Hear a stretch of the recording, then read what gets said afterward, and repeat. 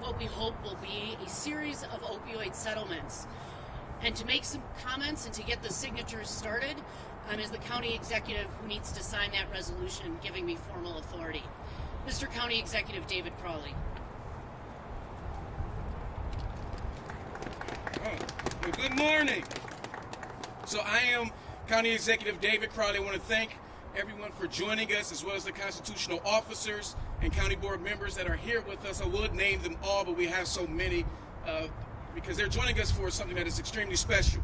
So I want to thank you all for joining us this afternoon to sign this opioid settlement agreement that will bring in $71 million to Milwaukee County over the next 18 years. And I want to say thank you to Corporation Counsel Maggie Dawn and her office for all the hard work throughout this process, as well as to the chairwoman Marcelia Nicholson and the county board for acting so swiftly after a settlement was actually reached.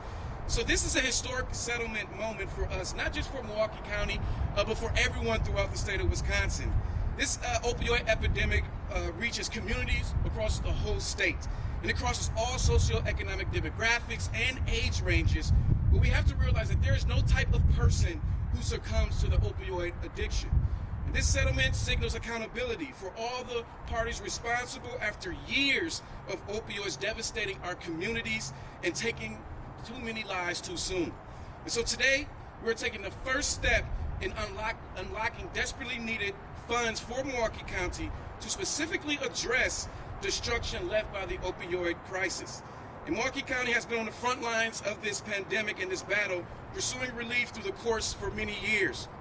And I just want to say thank you to Governor Evers for signing Wisconsin Act 57 this past summer, which will allow these proceeds to flow into mitigation as well as abatement programs that are extremely critical in the fight against the opioid addiction.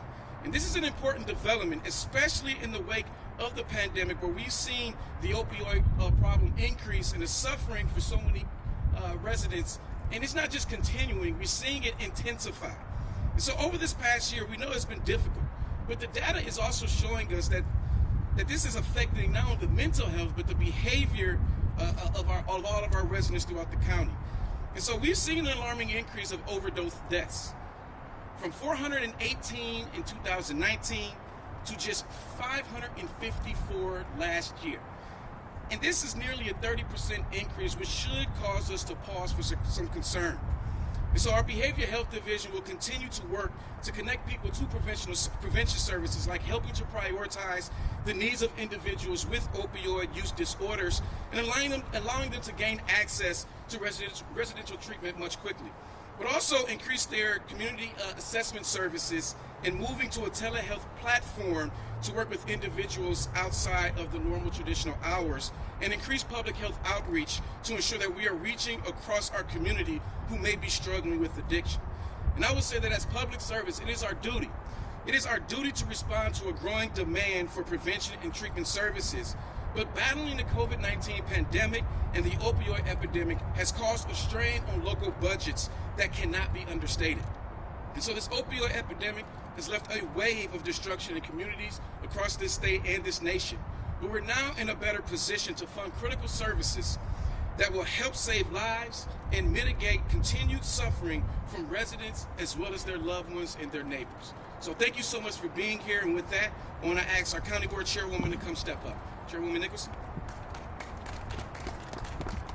Thank you, County Executive David Crowley.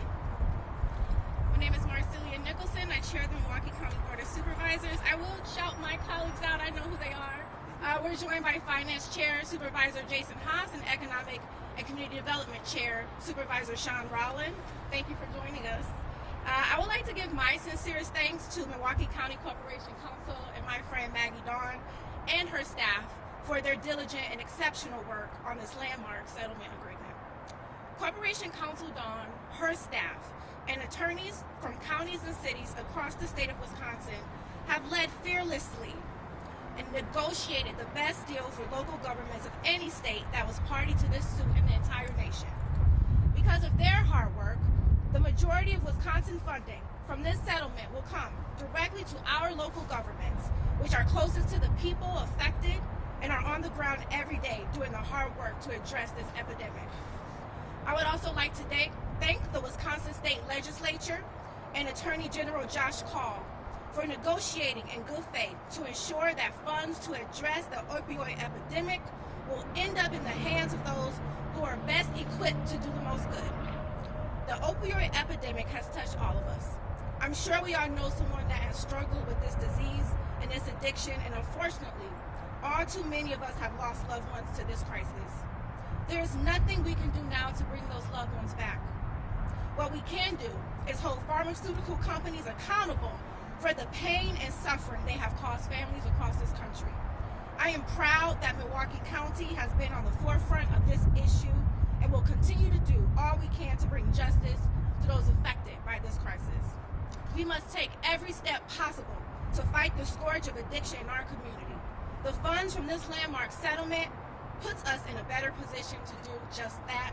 So I look forward to working hand in hand with County Executive David Crowley and his administration to put these dollars to good use for the benefits of families and individuals all across Milwaukee County. I thank you again, and I would love to introduce and bring up our Milwaukee County Corporation Counsel and my friend Maggie.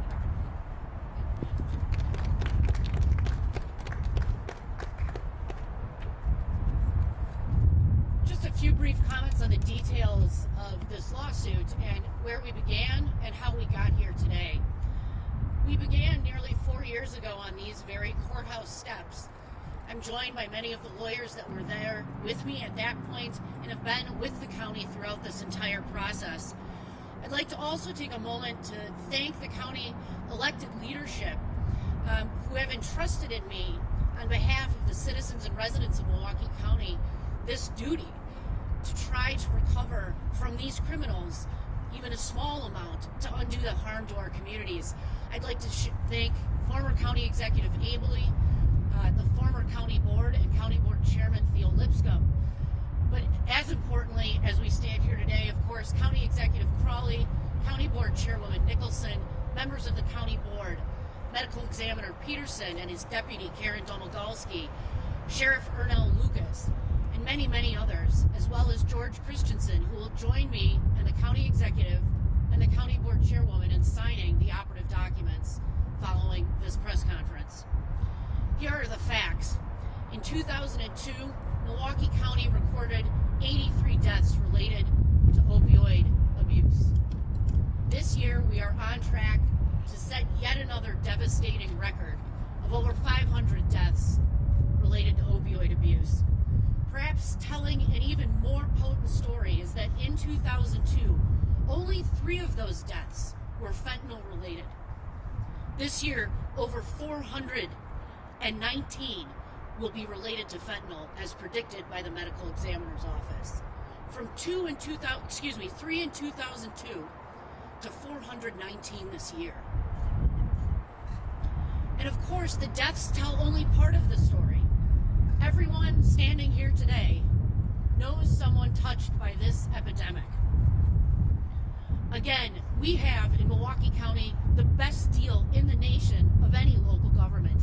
70 cents of every dollar coming into the state will go to local jurisdictions to abate this epidemic. Milwaukee County, as noted by the county executive, will receive $71 million over the course of 18 years. But within the Milwaukee County community, including each of our local jurisdictions or municipalities that have also filed suit, nearly $100 million will come into Milwaukee County.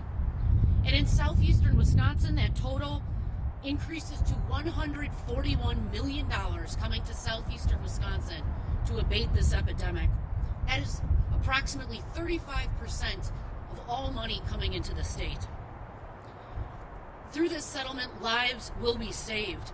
And although very few of the criminals responsible for these deaths in this epidemic will ever see the inside of the courtroom, we are ensuring that their corporations will pay. But let's not kid ourselves. For decades, we have looked at incarceration as the solution to addiction. Those policies from the 80s and 90s have been racially discriminatory.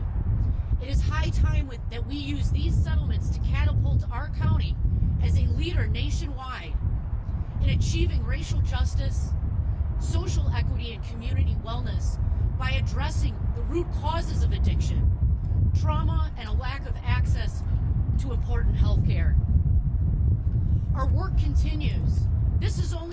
partial settlement of the Ohio litigation.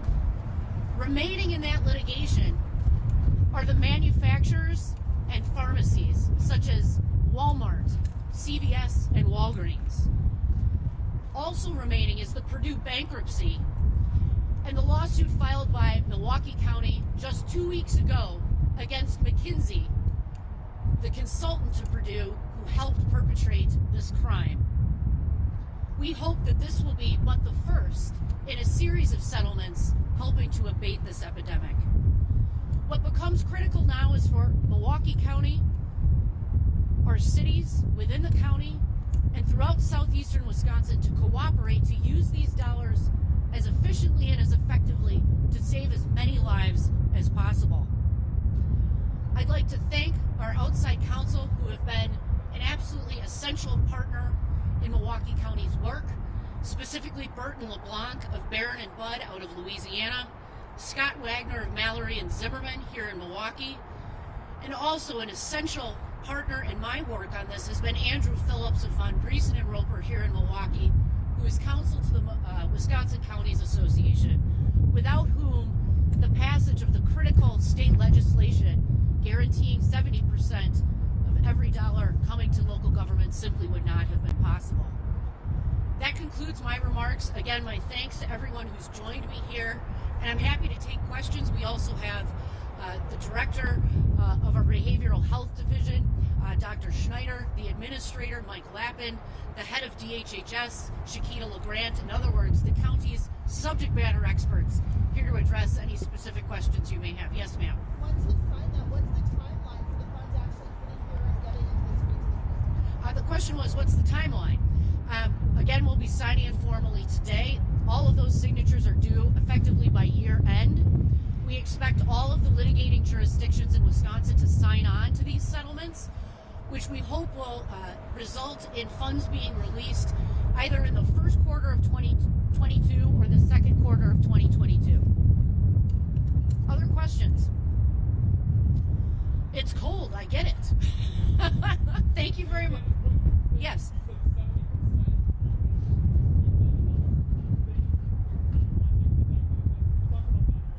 Sure, just to correct things, 70% of every dollar coming into the state will go to the local litigating jurisdictions. The state itself will receive $402 million. That means $281 million come to the local litigating jurisdictions. Of that, as I mentioned, approximately $141 million will come to the southeastern Wisconsin counties. That money may only be used for opioid treatment, abatement, education. If you would like, please do email my office. I can provide you with the exhibit to the settlement agreements that goes into great detail, running some 15 pages of the different treatment, recovery, outreach, and abatement uses that the monies will be purposed for. Yes, ma'am. Any ideas of how that will be allocated and where we'll be able to see those? Yes. What a great question. I emphasized earlier in my remarks, as we look at how to use these monies, it'll be critical that we see that intergovernmental cooperation. Each of our communities, each of our governmental jurisdictions has certain expertise, facilities, experts already ready to deploy. But again, those expertise areas and deployment abilities differ from community to community. So it'll be essential not just within Milwaukee County, but more broadly in southeastern Wisconsin to engage in a cooperative approach to how to deploy those monies.